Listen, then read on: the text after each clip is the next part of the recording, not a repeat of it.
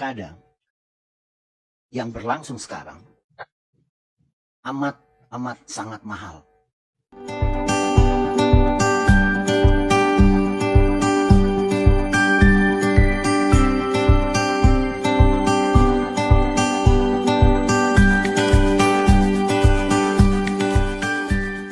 Mendasarkan pada data yang ada kami peroleh, ternyata suasana pilkada tidak dalam keadaan yang baik-baik saja. Pelaksanaan oke. Saya memberikan apresiasi kepada KPU, kepada Bawaslu. Namun ternyata di lapangan tidak sebagaimana yang kita harapkan. Jujur saya katakan bahwa problema ini sejak awal sudah kita antisipasi. Makanya ada perbedaan antara pasal yang menyangkut pemilihan langsung yang dipilih dan kemudian yang dipilih secara demokratis.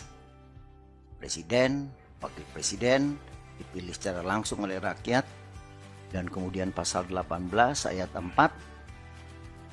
di situ mengatakan dipilih secara demokratis untuk pemilihan kepala daerah.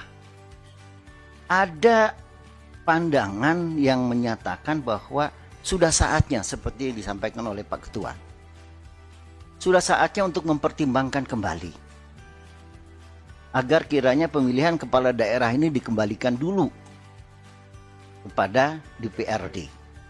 Apakah itu provinsi, apakah itu kabupaten dan kota. Dan kemudian pasal 18 ayat 4 Undang-Undang Dasar 45 itu kalau istilah kita open legal policy. Jadi kebijakan yang terbuka. Apakah itu bisa dilaksanakan langsung dan bisa juga dilaksanakan oleh DPRD. Berbeda dengan pasal 6 mengenai masalah pemberian presiden, 6A kalau tidak salah. Di situ dikatakan dipilih secara langsung oleh rakyat. Berarti itu apa? Itu close. Nah, ini mungkin menjadi catatan kita, Pak Ketua. Mohon izin, Bu. Ya. Bu Ratu. Ini mungkin menjadi catatan bagi kita di Komite 1 agar kiranya pemerintah dan pembuat undang-undang untuk mempertimbangkan